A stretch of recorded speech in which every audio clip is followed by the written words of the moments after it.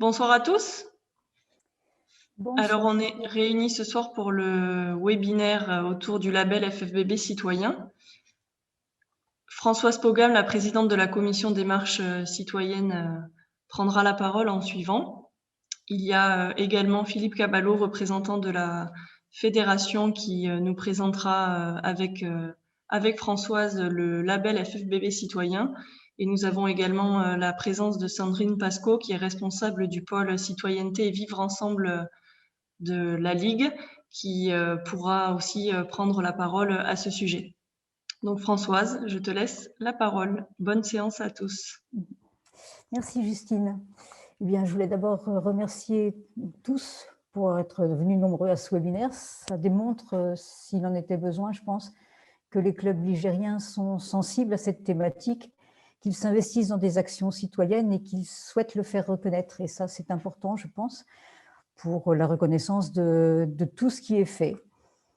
Damien Simonet, président de la commission fédérale Société et Mixité, devait être avec nous ce soir. Il est retenu par une autre réunion à la FFBB et je vous demande de l'en excuser. Et comme vous disait Justine, c'est Philippe Caballo, responsable du service territoire de la FFBB, qui nous présentera tout à l'heure le label FFBB Citoyen Maïf et vous expliquera ce qu'il peut vous apporter, pourquoi et surtout comment candidater. Dans un premier temps, je vais prendre quelques minutes pour vous présenter un petit aperçu des missions de la commission. Elle est placée, comme vous a dit Justine, sous la responsabilité de Sandrine Pasco, qui est la vice-présidente de la Ligue en charge du pôle citoyenneté et vivre ensemble.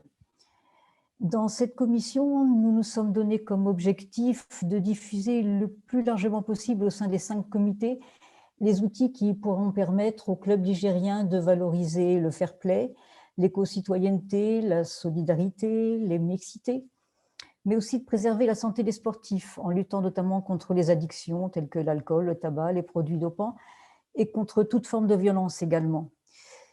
Dans cette commission, j'ai le plaisir de travailler avec des personnes élues ou pas à la Ligue et j'aimerais que du coup ils ouvrent leur caméra pour qu'on puisse vous les présenter. Il y a Steven Trouillet, qui est élu à la Ligue et au CD 53. Fabien Morinière, qui est élu à la Ligue. Stéphane Bouzeau, du CD 72. Fabien Goyer, élu au CD 49. Jackie Rousselot, qui est vice-président du CD 85. Et Thierry Gatefet, qui est élu au CD 44 et président de la commission des marches citoyennes de ce comité. Naturellement, ce que je vais vous dire, c'est que nous sommes tous à votre disposition pour vous aider à mener à bien vos projets, pour répondre à vos interrogations et vous soutenir dans vos actions. Il ne faut surtout pas hésiter à nous faire remonter vos initiatives. Elles peuvent sans doute être reprises par d'autres structures et essaimer sur tout le territoire. Vous pouvez bien sûr aussi, si vous le souhaitez, et si vous êtes vraiment très sensible à cette thématique, nous rejoindre et intégrer la commission.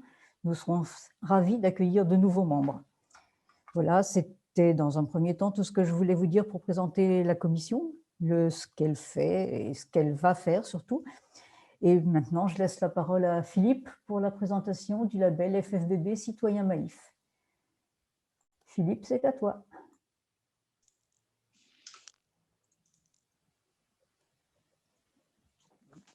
Bonsoir à tous. Ravi de partager ce moment avec autant de monde.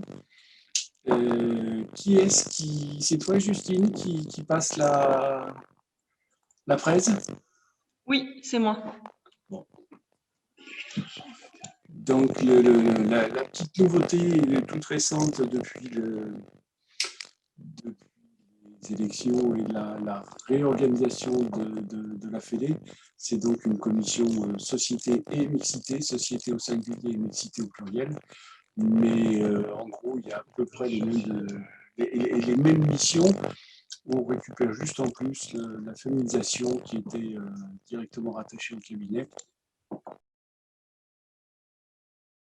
Donc, le label FFBB Citoyen Maïf, puisque c'est son nom, il a une petite dizaine d'années, je crois, de mémoire.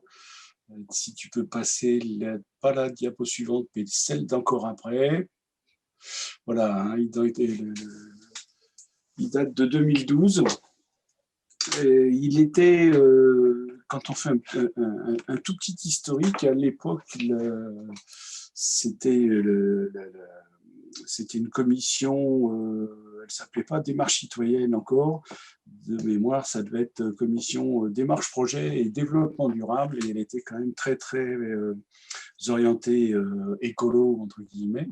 Et puis, peu à peu, en 2016, elle est devenue vraiment démarche citoyenne et on a fait évoluer le label en 2018 avec, entre guillemets, enfin, pas une révolution, mais une évolution importante parce qu'on s'est aperçu qu'il y avait des clubs qui avaient des actions dans le domaine du développement durable, mais pas que. Et donc l'idée, c'était de pouvoir valoriser les actions de l'ensemble des clubs dans les 5 grands domaines de la démarche citoyenne. 2020, on a cherché à le faire encore évoluer en essayant de valoriser et de faciliter l'accession à la première étoile sans dévaloriser le label parce qu'on est très attaché à la valeur de ce label. Mais qu'il soit dans le même temps plus exigeant pour les 2 et 3 étoiles, de manière à ce qu'on sente vraiment qu'il y avait un engagement plus important. Et puis, l'idée qu'on a eue par rapport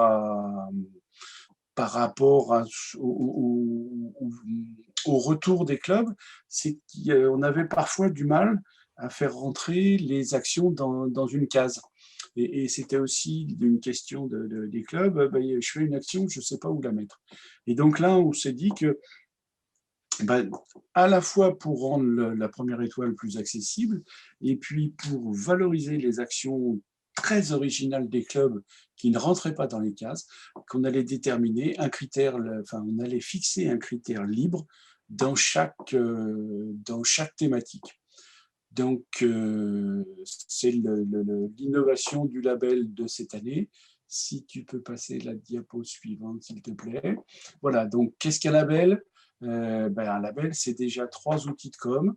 Vous avez le kakémono qui est en bas à gauche, le diplôme, et puis comment s'appelle, le petit logo.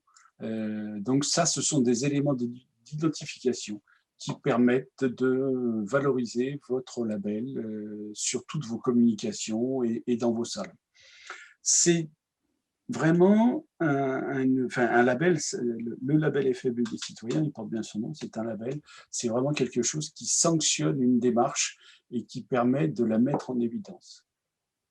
L'utilité du label, la première utilité, qu'on n'avait pas forcément envisagée tout au début, et notamment en cette période un petit peu troublée, c'est de fournir aux dirigeants d'un club un cadre de gouvernance et une sorte de trame du projet club, du projet de développement du club, et non pas seulement du projet sportif. Parce que c'est vrai que des fois, dans les clubs, le projet sportif, la première préoccupation quand on a le nez dans le guidon, c'est qui va m'emmener les U13 à l'autre bout du département samedi matin. Voilà. Et la démarche citoyenne et ce label FFBB citoyen avec ses critères, ça peut être un outil pour créer un cadre de gouvernance.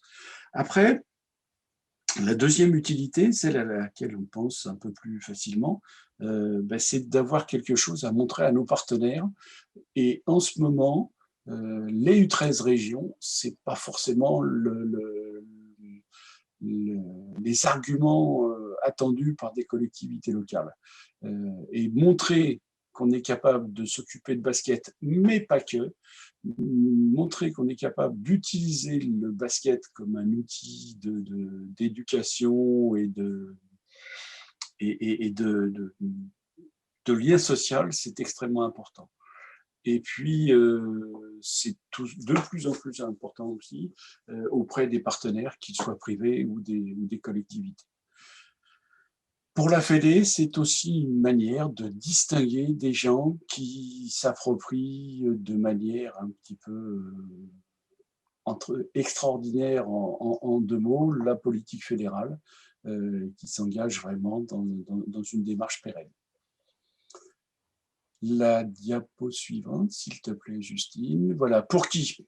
Ben, pour toutes les associations qui sont affiliées auprès de la Fédération française de basket.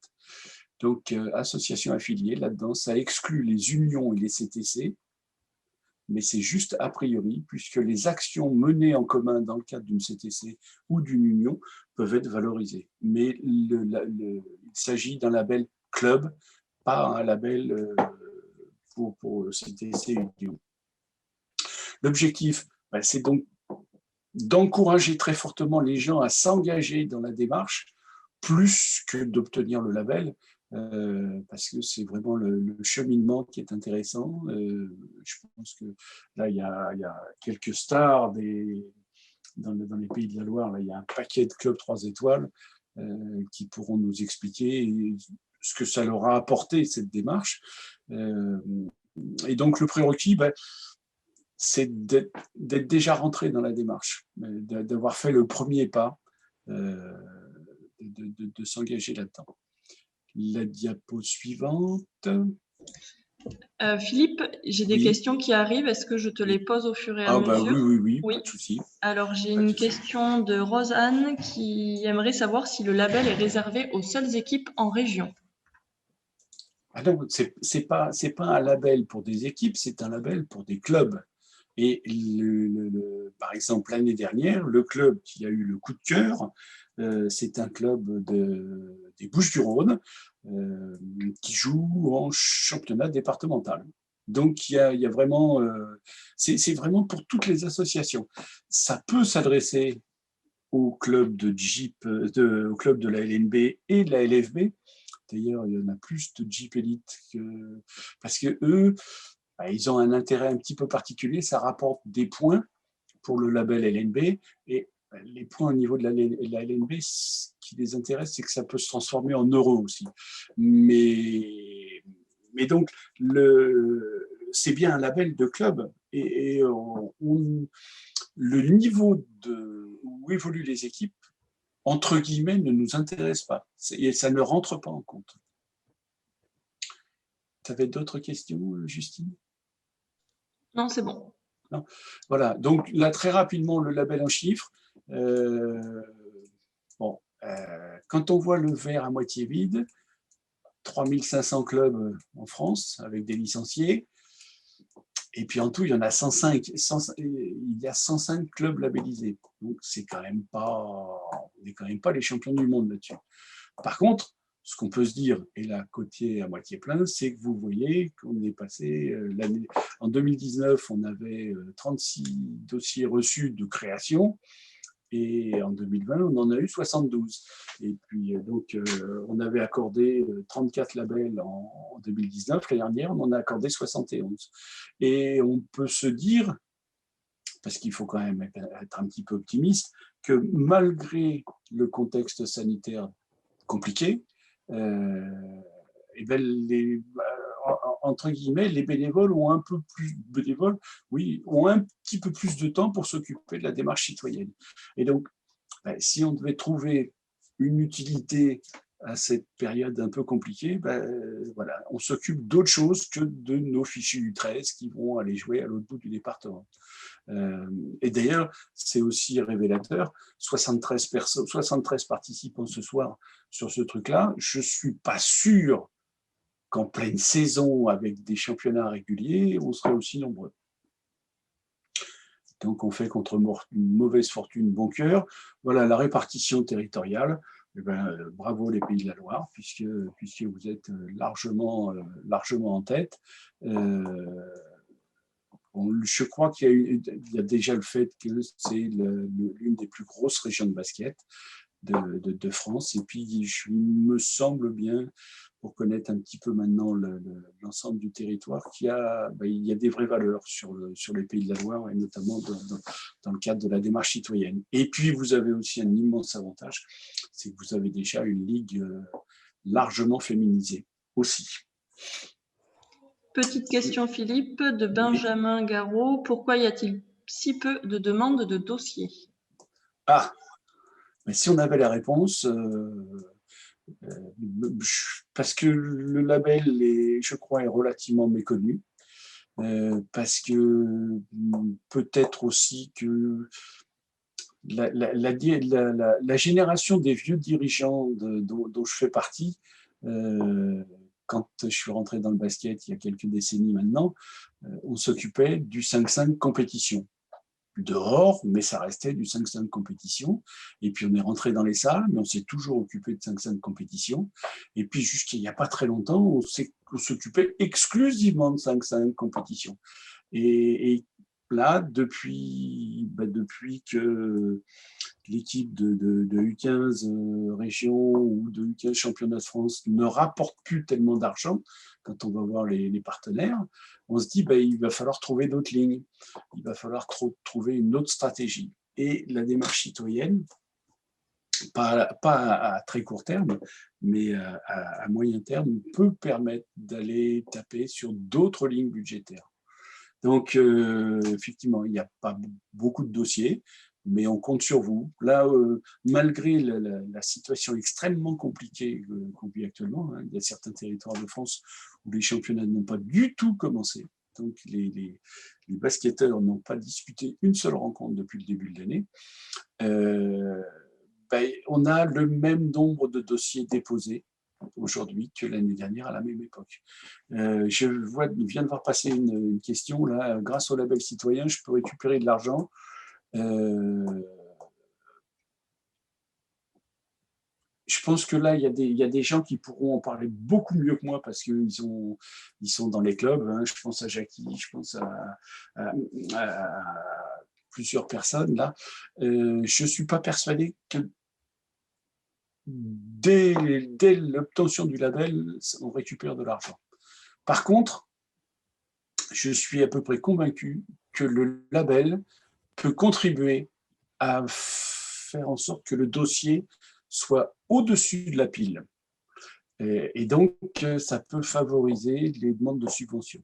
Les sponsors de la Fédé, eh ben oui, ils s'en occupent. Il y a notamment nos amis de la Maïf qui aident avec un chèque de 1 500 € le label, le coup de cœur.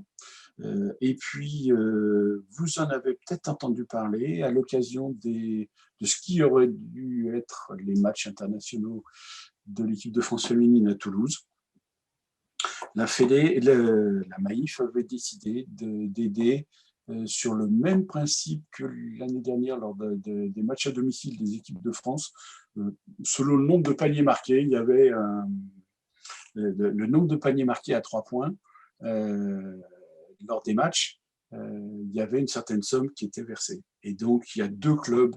Là, donc, sur Toulouse, il y a eu 2 clubs d'Occitanie qui ont reçu chacun un chèque de 5 000 €, puisque les filles de l'équipe de France ont mis, je ne sais plus combien, dans ces francs.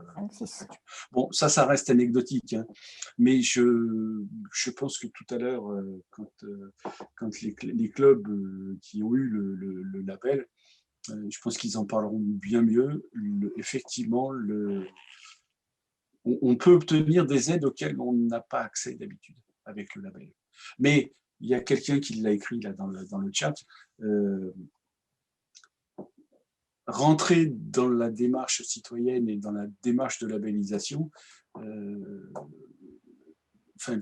quand on rentre dans cette démarche, le moteur, ça ne doit pas être juste aller chercher des subventions. C'est bien d'installer un autre mode de gouvernance dans le club, c'est bien installer une autre ambiance, c'est tenir compte de notre environnement. Et c'est pour ça que je disais que c'est vraiment la démarche qui est la plus sympa. Le label, c'est très valorisant, mais ce qui est vraiment important, c'est de mettre des gens en mouvement dans le même sens. Et puis, dans la période qui va venir, quand on va retourner dans les clubs, ça va peut-être être aussi un outil pour mobiliser des gens qui ne trouvent pas leur place juste dans l'entraînement.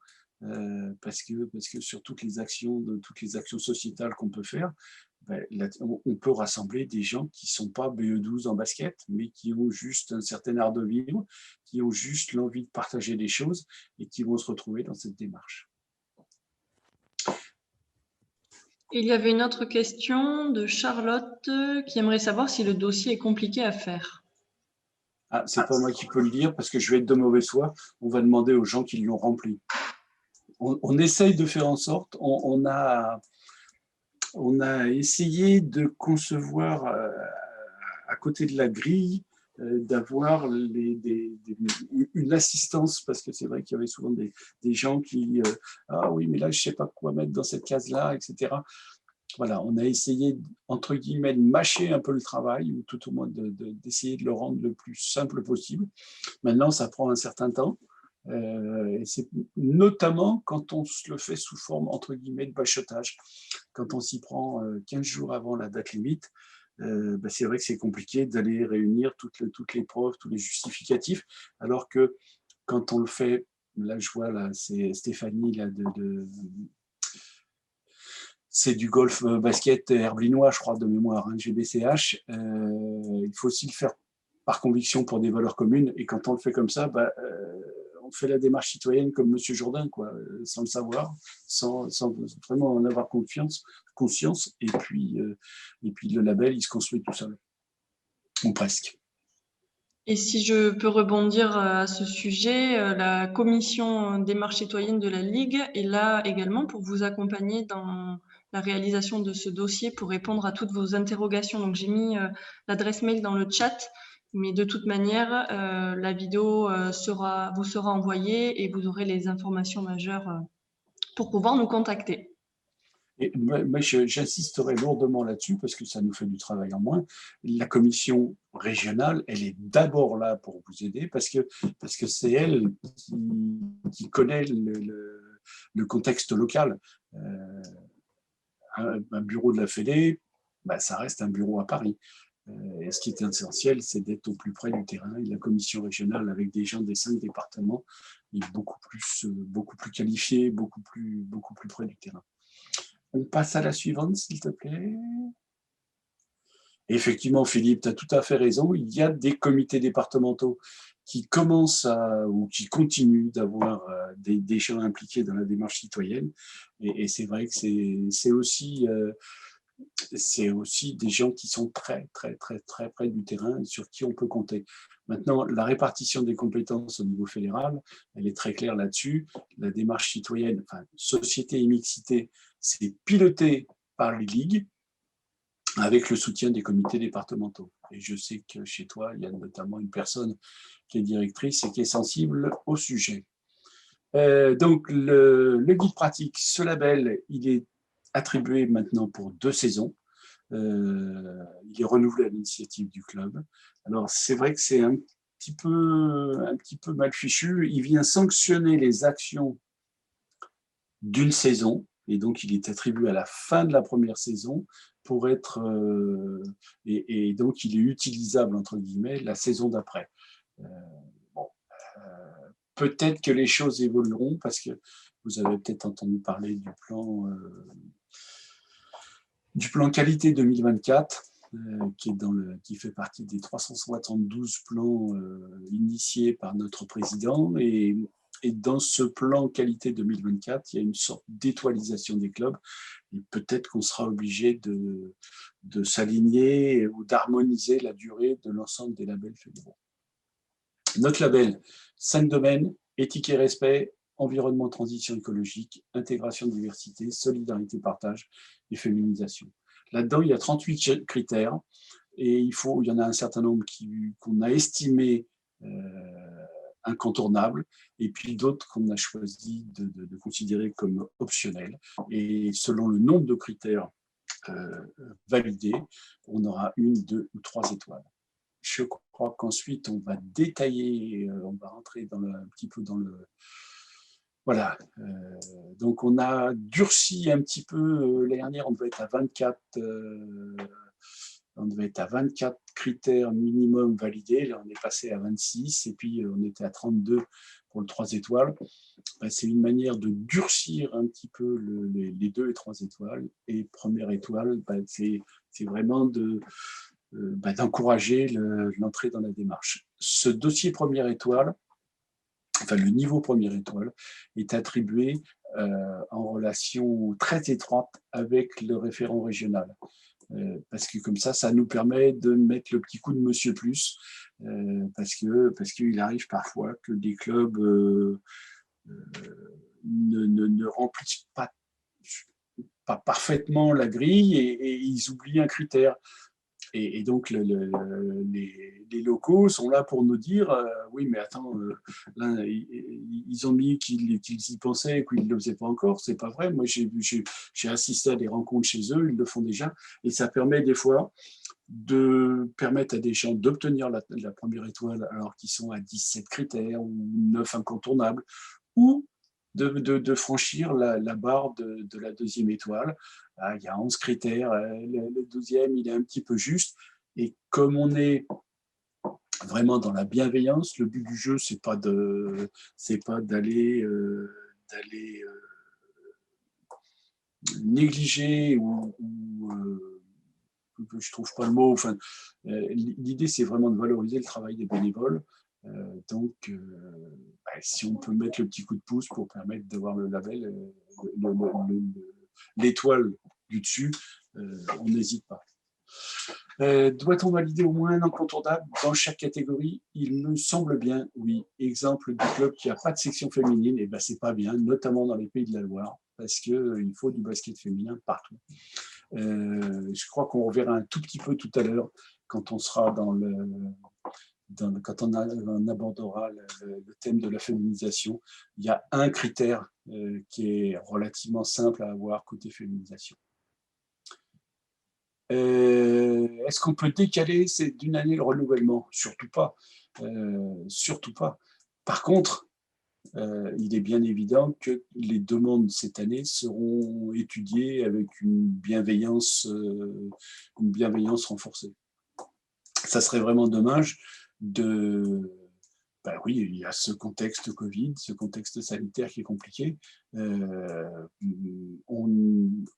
faut absolument garder ce rythme, mais bien évidemment, les actions de covoiturage, ça va être compliqué de les mettre en place cette année. Bon, on va voir au niveau du jury comment on s'adapte.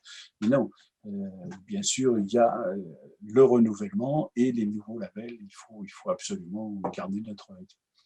Une équipe masculine obligatoire, je crois qu'il y en a à peu près partout de ça. Et c'est vrai qu'on n'a pas eu le cas d'un club exclusivement féminin labellisé, ça ne dit rien du tout. D'abord, il n'y en a pas des milliers et des cents. PB18, ouais, enfin, il n'en manque pas que ça pour la citoyenneté, on va dire. Peut-on demander Bien sûr, peut-on demander une revalorisation dans les 2 ans du label avant le renouvellement? Le club qui a goûté au truc, qui a eu sa première étoile la première année et qui dit on était à 25 critères, 11 incontournables, on va tout de suite préparer et bien sûr, au bout d'un an, on peut aller tenter le 2 ou 3 étoiles. Pas de souci. On va passer à la suite. Voilà, alors bon, là, dans la mesure où vous aurez tout ça, où les curieux ont déjà pu le lire, je pense qu'on va passer très très vite. Je ne vais pas vous faire la lecture du truc, ça va être un petit peu casse-pied. Qu'est-ce que je peux vous dire là-dessus pour aller très vite? La dernière ligne est extrêmement importante. Autre action de votre club en lien avec cette thématique. Vous avez certainement de très grandes idées et qui n'ont pas été répertoriées par les éminents membres de la commission démarche citoyenne de l'époque. Et donc, on compte sur vous pour nous apporter d'autres idées et éventuellement, si ces idées peuvent être transposables, peut-être que l'année prochaine ou dans 2 ans, ça fera partie des critères ou optionnels ou incontournables. Un supporter insupportable, parent fair-play. La Fédé ne donne pas les affiches. Par contre, elle met à votre disposition gratuitement, sous réserve que vous ne les modifiez pas, les visuels de l'ensemble des campagnes citoyennes. Il y a une note fédérale qui est sortie le 2 février dernier et qui se trouve à sa place dans le bloc-notes de IFFBB. Et donc, on vous envoie donc les visuels. Alors, de mémoire, il y a des affiches A3, A0, le roll-up, etc., etc. Ils sont en haute définition, c'est-à-dire que vous pouvez les donner à un prestataire pour les faire imprimer tels quels. À l'époque où on mettait ces visuels, enfin où on envoyait les affiches, etc., et où on vendait les roll-up, à peu près 9 fois sur 10, il y avait quelqu'un qui me disait « Ah, mais j'ai moins cher à côté de chez moi. Ah oui, mais il y a le transport. » Donc là, c'est pour ça qu'on a choisi. Chacun se débrouille avec ses prestataires. Parfois, dans le cadre d'un label citoyen, on peut avoir accès à l'imprimerie municipale, quand il y en a encore. Et donc c'est la raison pour laquelle on fait ça. Petit détail sur Colosse au pied d'argile. Il y a le nom qui apparaît là, de Colosse, parce que c'est une association avec laquelle on est en partenariat, en cours de renouvellement de ce partenariat. Maintenant, il y a d'autres associations, hein, il y a les Papillons, puis il y en a plusieurs autres. L'essentiel, c'est pour nous, c'est que vous vous préoccupiez de ces problématiques, que ce soit avec Colosse ou avec d'autres. L'essentiel, c'est que des précautions soient prises. Qu'est-ce qu'il y a d'autre? L'appli FFBB citoyen. Alors, au désespoir de certains, c'est une appli qui n'est pas en vente libre et qui n'est pas diffusée partout, qui n'est pas à confier à tous les licenciés. À l'époque où on l'a faite, c'est un choix politique qui avait été fait par la commission. Et donc, c'est un outil pour animer des ateliers, qui est là pour faire participer. La cible de cette appli, c'est de... je réponds à la question après. La cible, c'est U11, U18, hein, à partir du moment où la lecture est maîtrisée. Et c'est utilisable sur les matchs de gala, etc., etc. Colosse, il y a plus que des tarifs, puisqu'il y a une réunion par an et par ligue, qui est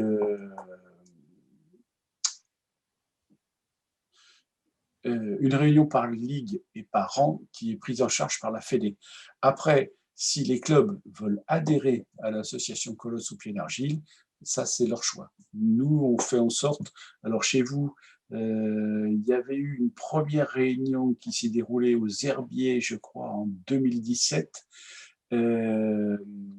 Et la deuxième devait se dérouler devait se dérouler au Pont de C, je crois. Elle a eu lieu. Et ouais, celle-là a eu lieu. Et la troisième devait se dérouler en Mayenne ou en Sarthe, je crois, pour le nord du secteur. Et celle-là, elle n'a pas eu lieu. Voilà. Hein, donc là, je vois la collègue de Saint-Herblain là, qui n'était pas au courant de... Donc, il faut se retourner vers la commission régionale pour éventuellement... mais on n'a pas une réunion pour le club tout seul.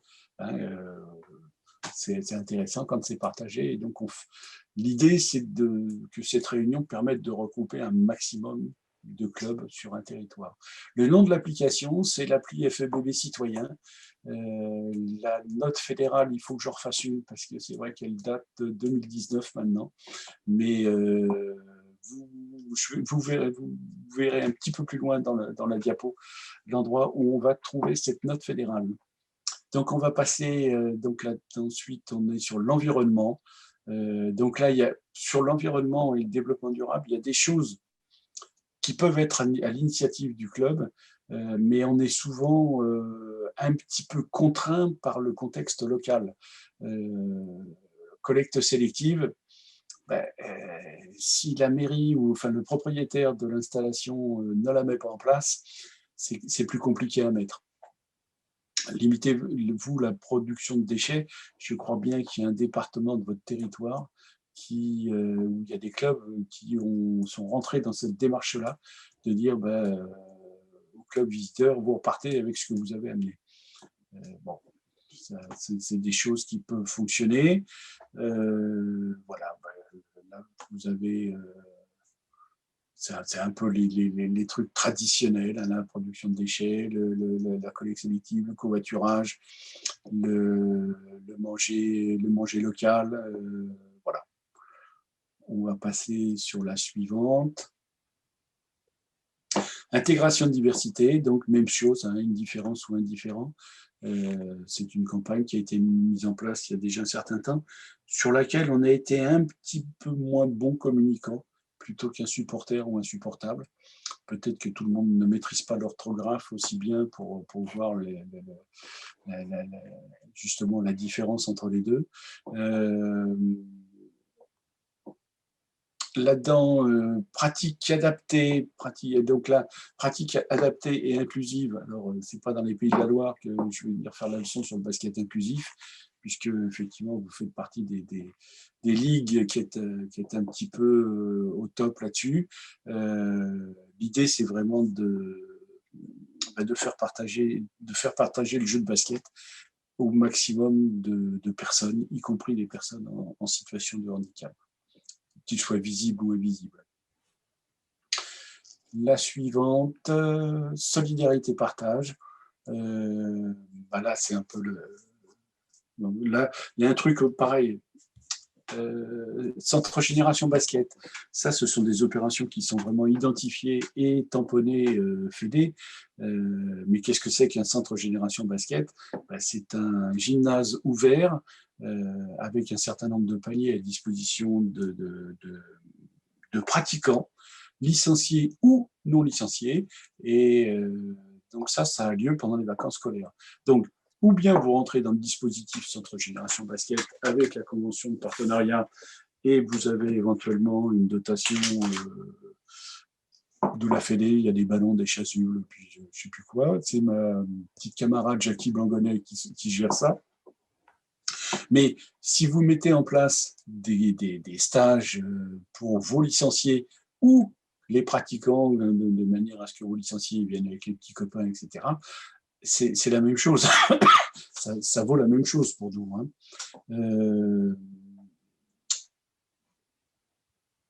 Portez-vous au sein de votre club des opérations hors basket pour vos licenciés. Là, on a mis un exemple à la rallye découverte du quartier autour de la salle. C'est vrai que c'est les activités, tout ce qu'on peut faire autour du jeu de basket et dans un club et qui peut permettre de mobiliser des gens qui ne sont pas forcément très portés sur la compétition en basket, parce que là, on peut avoir des parents ou un tonton ou une tata qui connaît très bien l'histoire du quartier, et ça peut être aussi intéressant à un moment donné. La salle est fermée, ou là, en ce moment, là, on peut pas tellement pratiquer le basket. Par contre, rien n'empêche, par petits groupes, d'aller se promener dans le quartier et puis peut-être de découvrir l'architecture, par exemple. Voilà, ça c'est tout ce qui concerne solidarité-partage.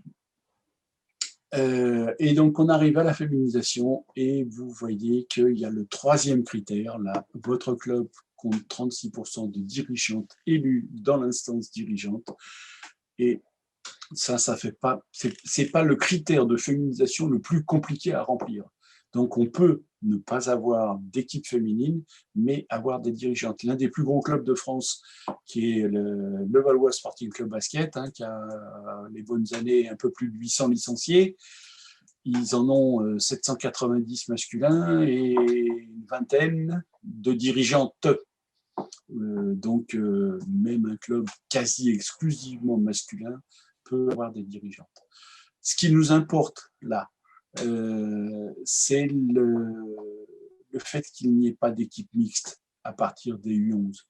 Parce que ce n'est pas du sexisme, mais je pense que je dois apprécier un certain nombre de convaincus sur votre territoire.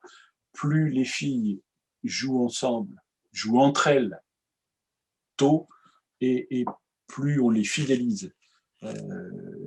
là où les 2-3 U13 qui sont perdus au milieu d'un troupeau de garçons, qui a commencé toute sa carrière, et puis qui arrive à la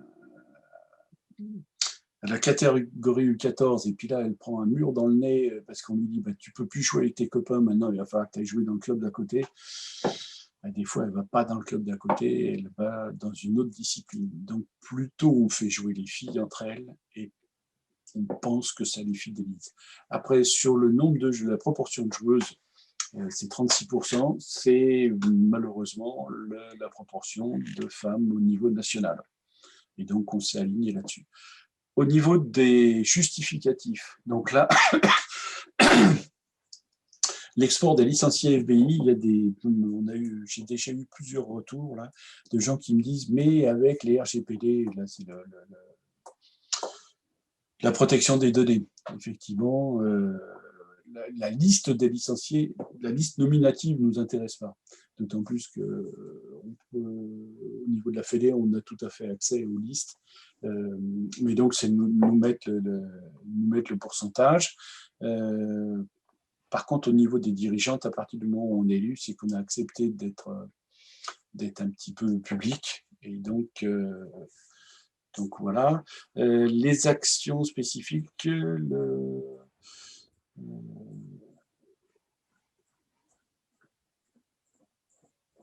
voilà, sur les. Enfin, est-ce qu'il y a d'autres. Est-ce qu'il y a d'autres questions là dans le chat? Alors, vu les effectifs, on n'a pas toujours le choix. Effectivement, c'est d'ailleurs pour ça que je remercie Laurent d'avoir fait cette remarque. Dans une CTC, il arrive que les CTC soient faites pour des raisons légitimes et nobles, autres que pour être champion U13 de région. Et parmi les bonnes raisons de faire une CTC, il y a souvent la pérennisation et le développement de la filière féminine. Et donc, un club masculin, plutôt masculin, qui va faire jouer ses filles dans des équipes exclusivement féminines dans le cadre de la CTC, à partir du moment où il y a des licenciés, il peut valoriser le fait qu'il n'a pas d'équipe mixte. Il faut qu'il y ait des licenciés.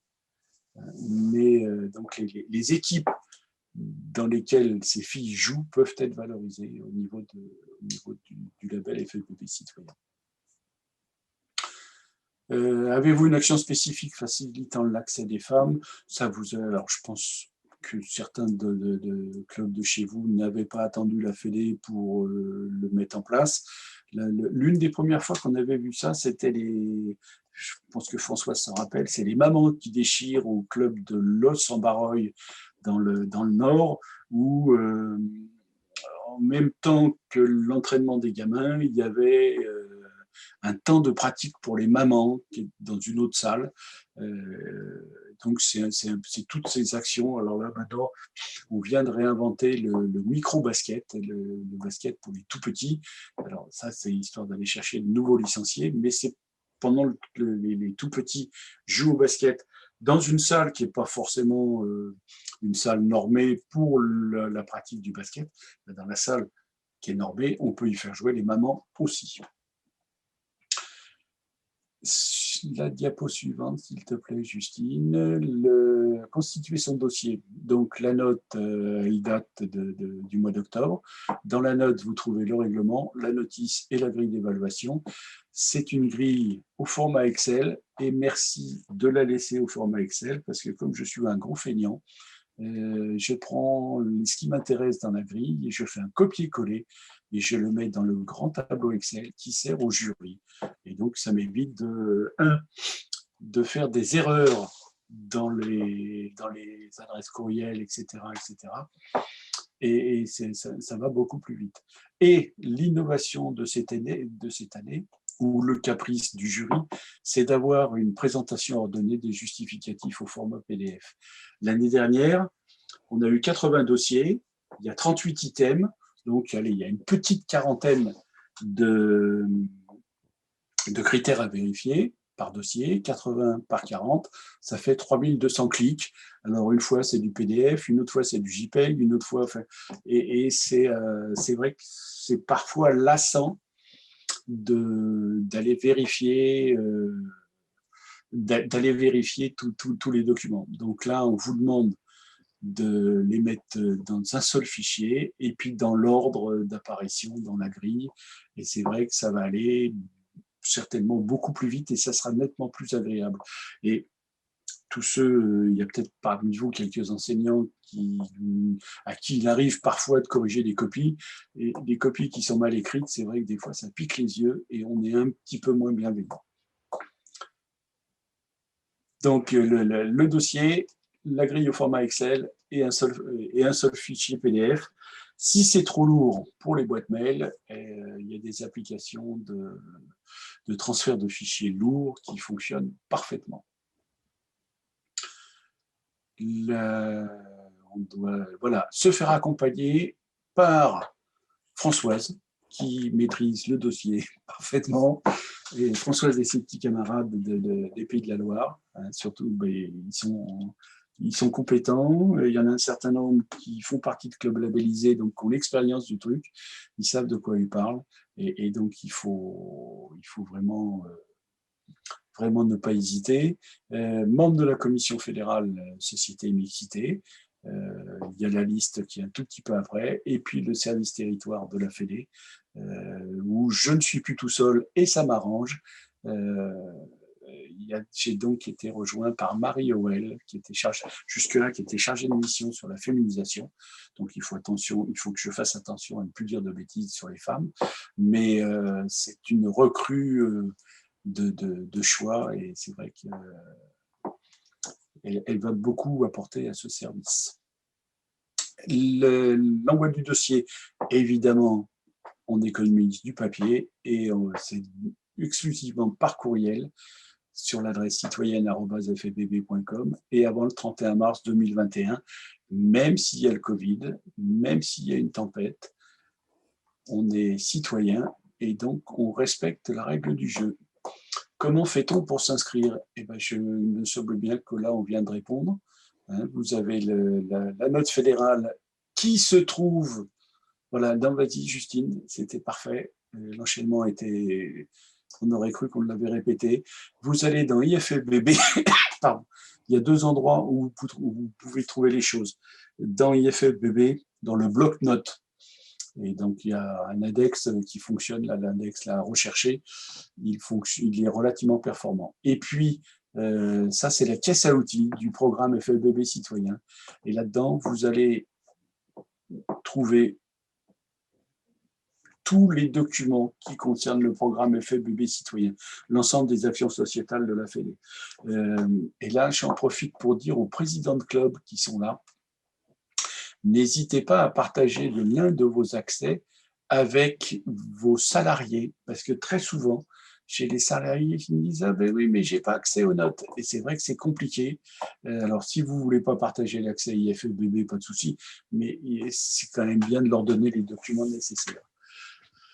Je reviens vers vous sur l'appli mobile, l'application FFBB Citoyen. Et ben là-dedans, dans ce programme FFBB Citoyen, il y a la note fédérale de 2019 avec le formulaire qui va bien pour demander l'appli. On va enchaîner, je crois que c'est la composition des… Enfin, là, c'est la liste des référents régionaux. Donc, Pays de la Loire, on a bien Françoise qui est là avec son adresse courriel.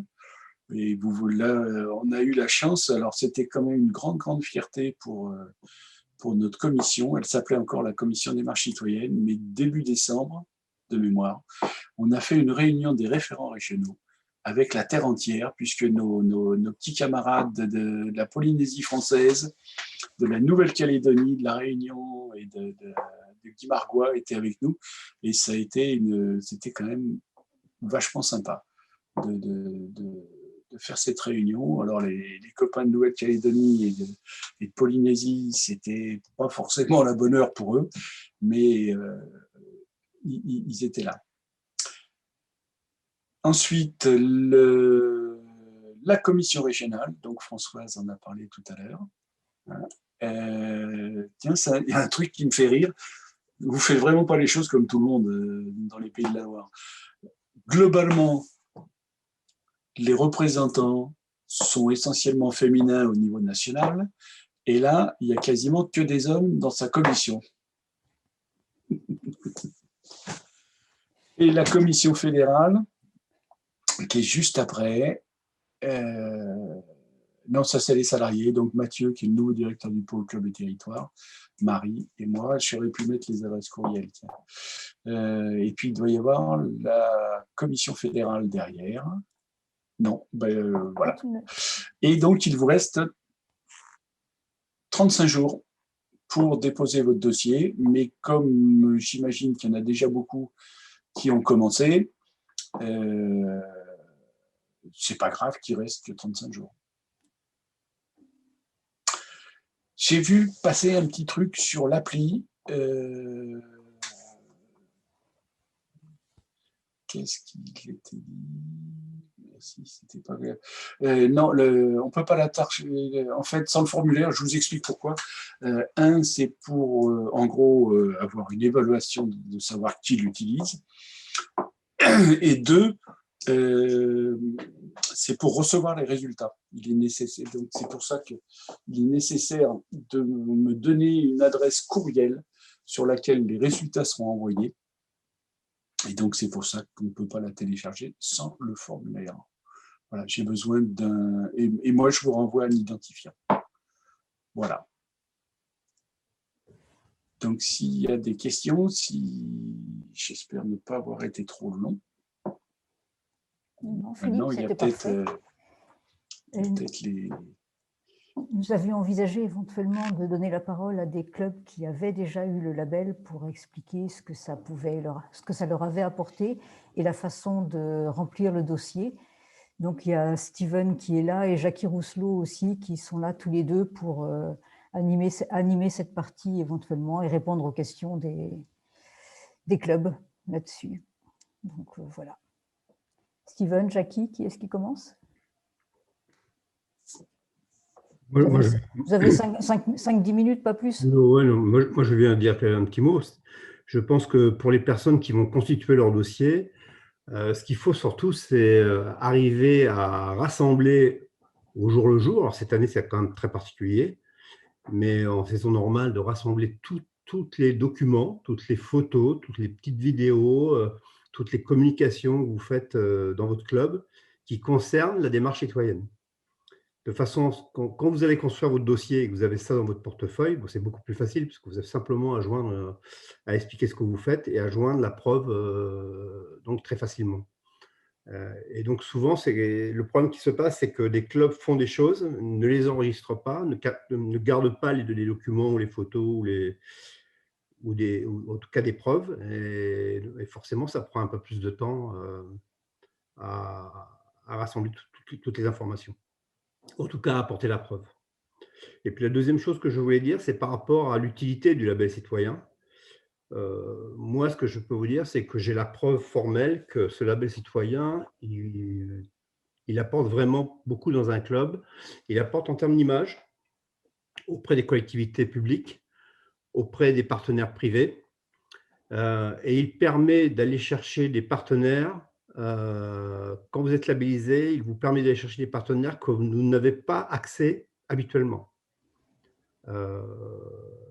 Alors pourquoi? C'est simplement que souvent ces partenaires privés ou publics, hein, mais en tout cas, ça se fait plus visible sur les partenaires privés, ont des démarches, en tout cas des démarches RSE, de responsabilité sociale des entreprises, souvent très importantes.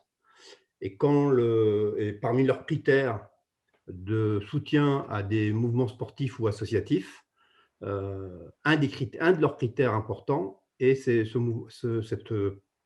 responsabilité sociale des associations et d'arriver à la prouver. Et quand vous le prouvez, le partenaire en question, ça le remet en cause et il est plus, en disant en tout cas, plus porté à vous aider. Donc moi, j'en ai la preuve. l'an dernier et encore cette année, en 2020, des partenaires que je n'avais pas dans mon club, que je démarchais depuis des années. Et pourtant, nous, on faisait un travail depuis des années sur cet aspect-là, mais là, on a mis, on dirait, on va dire, le pied sur l'accélérateur en mettant des démonstrations et des actions publiques très fortes en place. Et à ce moment-là, comme par hasard, plusieurs partenaires, un assureur, un concessionnaire automobile, des gens dans la boulangerie, etc., se sont mis à nous aider grâce au label, grâce aux actions que nous menons sur le label. Ce n'est pas grâce au label en tant que tel, parce que si vous avez le label et que vous ne faites rien d'un côté, c'est sûr que le partenaire, il va pas se passer grand-chose. Mais par contre, si vous démontrez, si vous faites des choses en l'associant aux actions que vous faites, c'est clair que là, ça a un impact d'image, mais surtout un impact financier, parce que nous, l'an dernier, pour vous donner une idée, on a dû récupérer, rien que sur une action, environ 5 000 € de partenariat liés aux actions citoyennes que nous avons menées.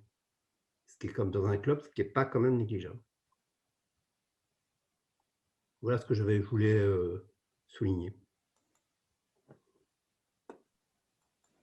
Bien, moi, François, je peux peut-être intervenir en partageant un dossier, ou du moins le premier dossier que j'ai pu établir dans le cadre de la labellisation d'un club. Alors, attends, je vais partager mon écran. Normalement, c'est bon.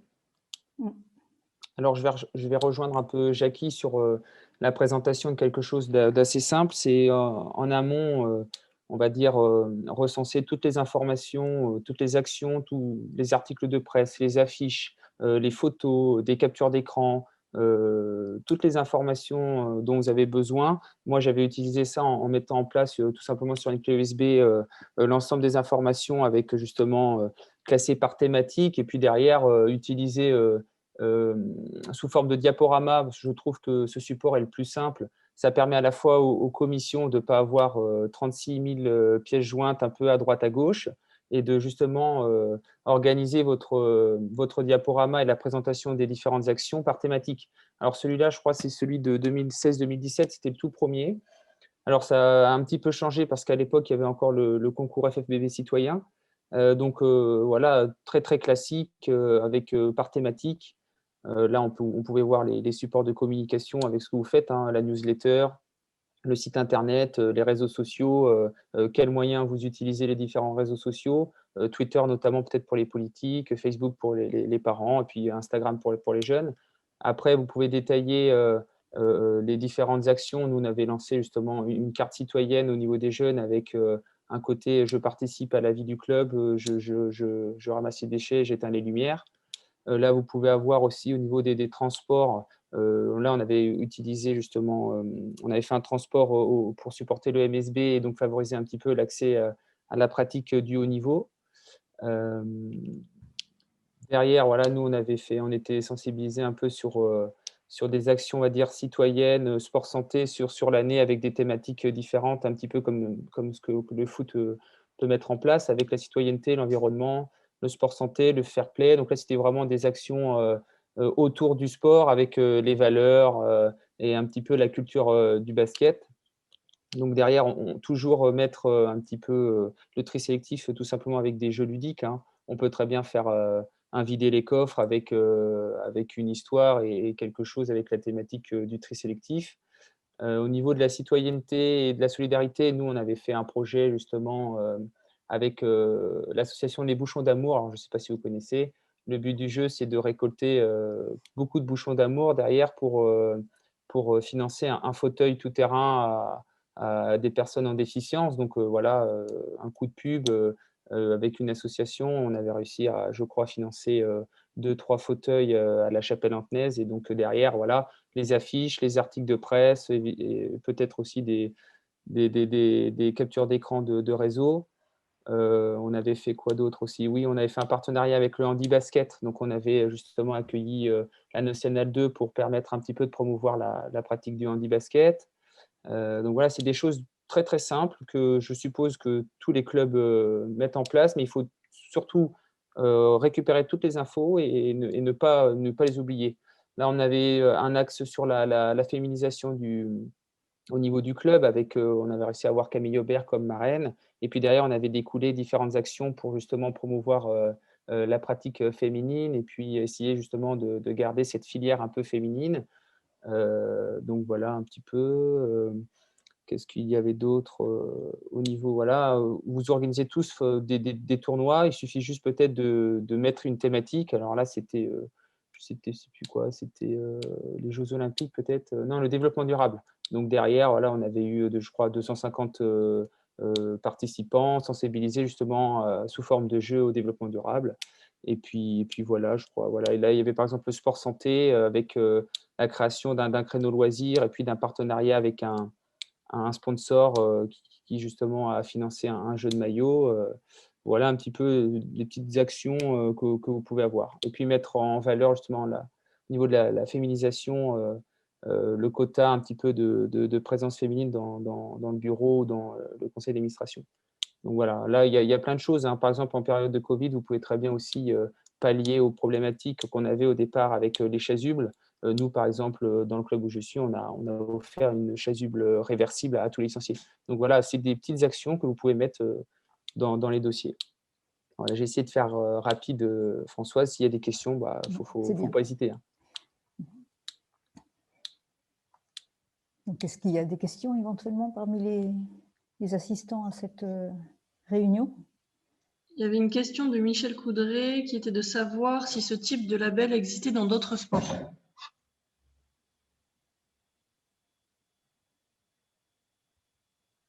Philippe, tu sais ça? Je sais que nos amis du foot ont alors, je ne suis pas persuadé qu'il y ait un label FFBB citoyen en tant que tel. Mais par contre, je sais que j'ai un homologue au foot sur les actions sociétales. Je crois qu'ils ont une commission fédérale des actions sociales, je crois, ou un truc comme ça. Avec évidemment d'autres moyens que nous. Parce que quand on a, même si leurs droits télé ont un petit peu baissé, mais ils ont quand même des droits télé nettement supérieurs et d'autres moyens. Et puis ils ont aussi aux alentours des 2 millions de licenciés. Mais alors après, il y a sur les fédérations des sports de nature, ils ont vraiment une sensibilité très forte sur le côté développement durable. Je pense aux surfeurs, notamment sur les plages un peu plus au sud de chez vous. Et puis, ce qui est la Fédération française de randonnée pédestre aussi, sur l'entretien des GR. Mais ça sera à creuser, ça. Par contre, une chose dont on est sûr, c'est qu'on commence à avoir des gens qui viennent nous voir en disant « Ah, votre label citoyen, c'est quand même intéressant. » Donc, on a des gens qui nous sollicitent pour venir vendre leur, entre guillemets, leur savoir-faire et le budget de l'année. Le budget de l'année pour la commission des marches citoyennes au niveau de la Fédé ou au niveau de la Ligue? Au niveau de la Fédé, j'en ai aucune idée parce que, et c'est pas du tout de la langue de bois, je suis pas du tout un homme de chiffres, donc je vais vous dire n'importe quoi.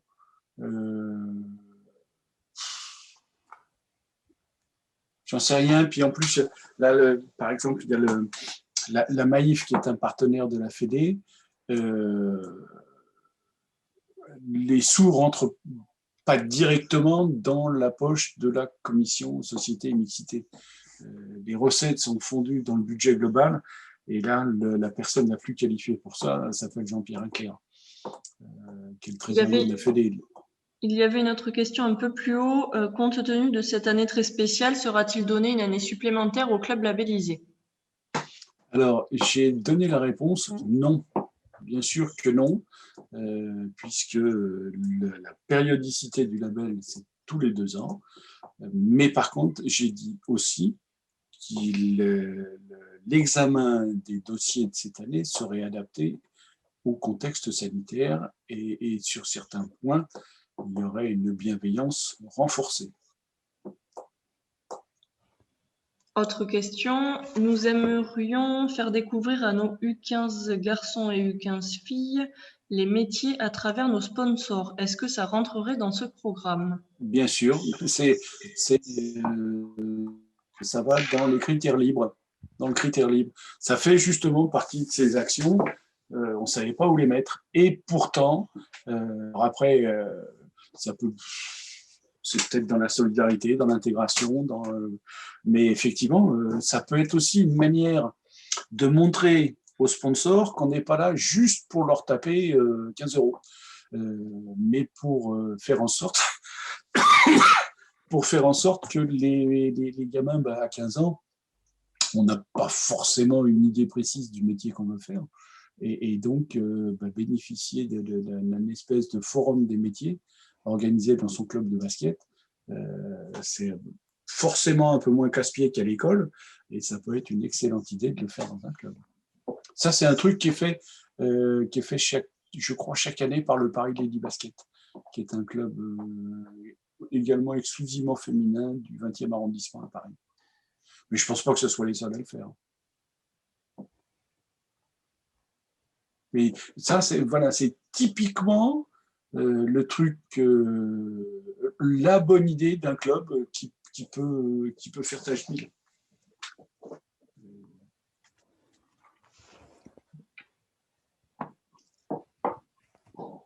Y a-t-il d'autres questions? Alors, dans le chat, non.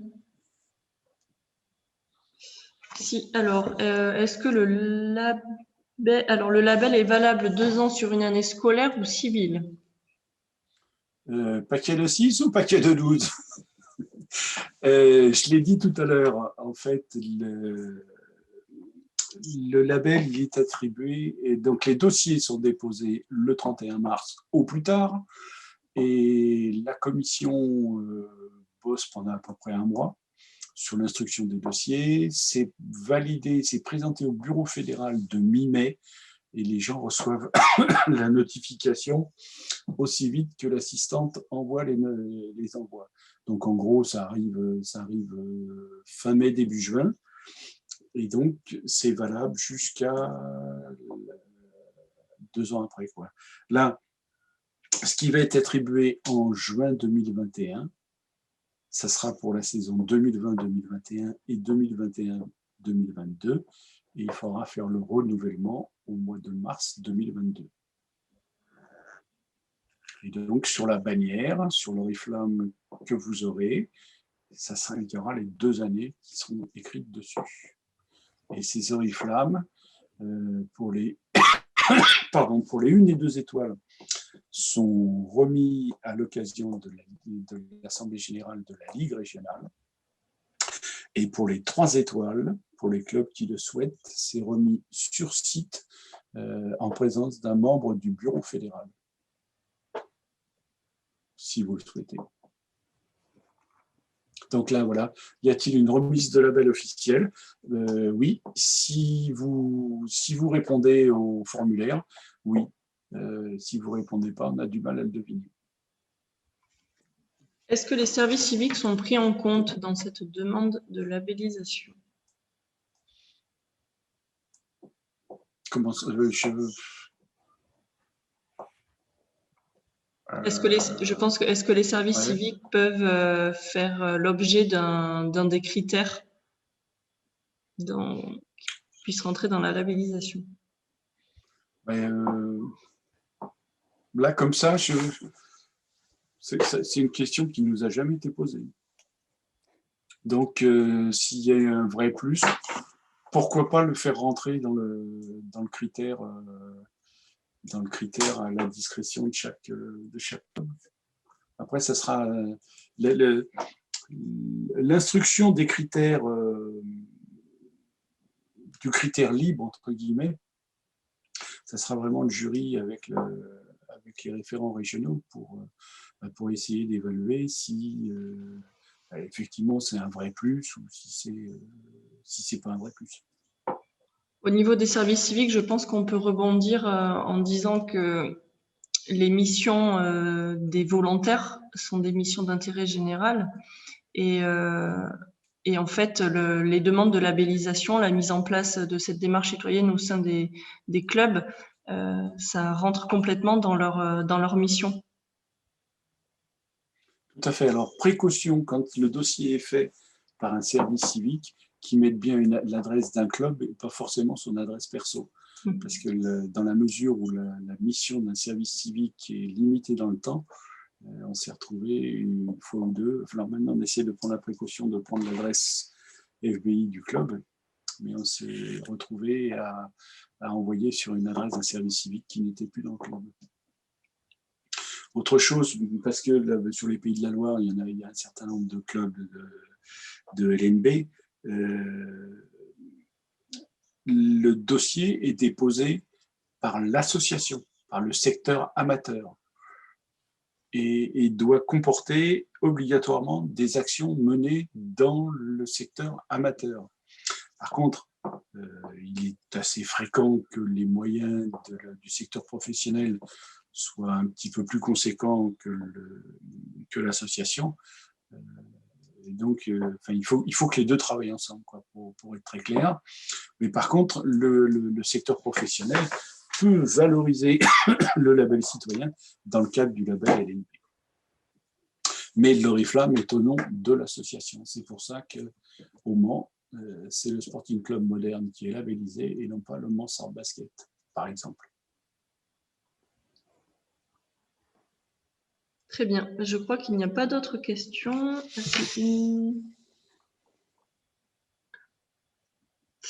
Alors, si c'est trop juste pour déposer le dossier au 31 mars, je suppose qu'il y aura une autre date pour la saison prochaine. Oui, ça sera le 31 mars 2022.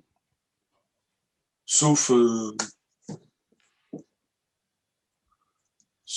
exception. Non, après, c'est un peu rituel, sauf si dans le cadre du plan qualité 2024, il y avait un... Mais il va falloir qu'on bosse un peu dessus. Parce qu'aujourd'hui, les trois principaux labels qui existent, c'est École française de Mini. Ça se fait, les labellisations des écoles de Mini, ça se fait au fil de l'eau. Label club et c'est une durée de 3 ans. Label club formateur, espoir ou élite, c'est tous les ans. Et je crois que les clubs ont de mémoire, ça doit être jusqu'au 31 janvier. Là, ça doit être les comités et les ligues qui doivent bosser les comités d'abord, puis les ligues qui doivent bosser pour valider les trucs. Et je ne sais plus quand est-ce que les clubs formateurs, c'est au mois d'avril, je crois. Donc, est-ce que dans le cadre du plan FEB qualité 2024, tout ça, ça sera harmonisé et qu'on sera sur une autre périodicité, je ne sais pas. Mais là, a priori, on sera encore... mais là, on va déjà faire la campagne 2021 avant de penser à la campagne 2022. Qui, encore une fois, sera exceptionnelle compte tenu du contexte sanitaire. Très bien. Et pour répondre à la dernière question, oui, le lien vous sera envoyé avec les documents qu'on a pu vous présenter pendant la visio. Donc, dès demain, je vais vous envoyer moi toutes les informations relatives à la visio. Eh bien, merci d'avance, Justine. Merci à Philippe d'être venu vers nous pour nous expliquer tout ça. Et puis, on va peut-être laisser la parole pour la conclusion à Sandrine Pascot, qui est donc la vice-présidente de la Ligue chargée du pôle citoyenneté et vivre ensemble. À toi, Sandrine. Merci. Bonsoir tout le monde. Avant toute chose, je voulais vraiment remercier tous les intervenants de ce soir, c'est-à-dire Françoise, Philippe, Justine, j'en oublie pas, Jackie et Steven. Et puis, je ne vous oublie pas, vous tous, dirigeants et bénévoles qui avez répondu favorablement à ce premier webinaire. J'espère que ça a pu, en tous les cas, répondre à certaines de vos interrogations et que ça va surtout vous motiver pour solliciter notre commission pour remplir de beaux dossiers de label. Et n'oubliez pas qu'au sein des départements, vous avez aussi des interlocuteurs qui sont là pour vous aider. Et au sein de la Ligue, nous sommes là également pour vous accompagner.